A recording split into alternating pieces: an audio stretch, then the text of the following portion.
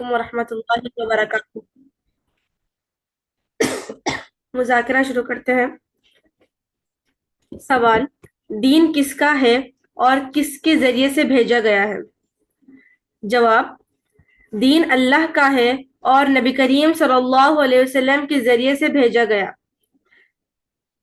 سورہ فتح آیت نمبر 28۔ اعوذ باللہ من الشیطان الرجیم، بسم اللہ الرحمن الرحیم۔ هو الذي أرسل رسوله بالهدى ودين الحق ليظهره على الدين كله وكفى بالله شهيدا۔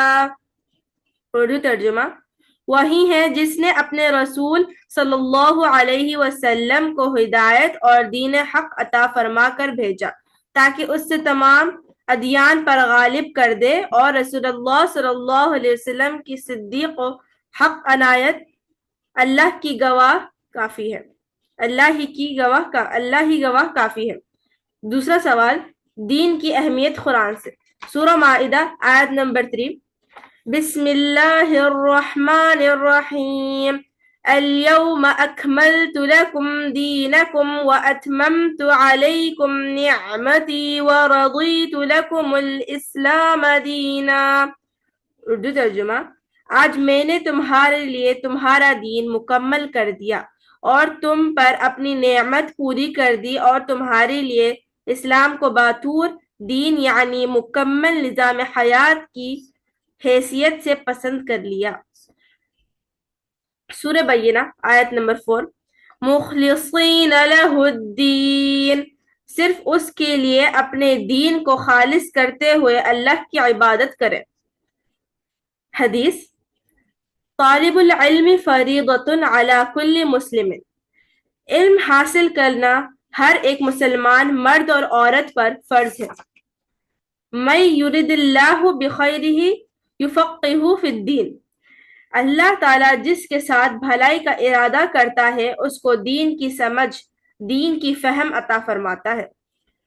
ایک اور حدیث: اطلب العلم ولو کان بالصین، علم حاصل کرو چاہے تمہیں چین تک جانا پڑے۔ خبر کا سوال: ما دینک، تمہارا دین کیا ہے؟ تیسرا سوال: دین کے لفظی معنی۔ جواب: جزا اور بدلہ۔ سورہ فاتحہ آیت نمبر 3۔ مالکی یوم الدین، جزا اور بدلے کے دن کا مالک۔ چوتھا سوال: دین کے اصطلاحی معنی۔ جواب: منشاء حق، اللہ کی مرضی، مرضیات الہیہ، قانون الہیہ۔ نوٹ: کسی دوسری زبان کو اپنی زبان میں سمجھنے کے لیے اصطلاحی معنی ضروری ہے۔ Example: I'm going to school، لفظی معنی میں ہوں، جا رہا ہوں کو اسکول، اصطلاحی معنی میں اسکول جا رہا ہوں۔ پانچواں سوال: عام طور پر مسلمان میں دین کی فہم کیا ہے؟ جواب: کچھ اعمال کو ہی دین سمجھ رہے ہیں۔ اگزامپل: قرآن کی تلاوت، حجاب، لباس، برقع، نماز ایکسیٹرا۔ ایمان پر کوئی محنت نہیں ہے۔ نبی کریم صلی اللہ علیہ وسلم نے سب سے پہلے دعوت ایمان کی دی ہے۔ اعمال میں پہلا فرض نماز ہے۔ نماز معراج کی رات فرض ہوئی ہے، یعنی 13 سال کے بعد فرض ہوئی ہے۔ ایمان کا ذریعہ صرف کلمہ طیب ہے۔ اگر کسی غیر مسلم کو مسلم بنانا ہے تو نماز نہیں پڑھواتے، نہ روزہ رکھواتے، نہ زکوٰۃ دینے لگاتے اور نہ حج کراتے۔ کیا کرنے سے غیر مسلم مسلم بنے گا؟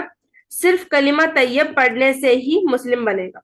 نبی کریم صلی اللہ علیہ وسلم نے 13 سال 13 ایئرز تک صحابہ تک صرف کلمہ طیب کی دعوت دی۔ جن لوگوں نے اسلام قبول کیا ان پر اس وقت نماز فرض نہیں ہوئی۔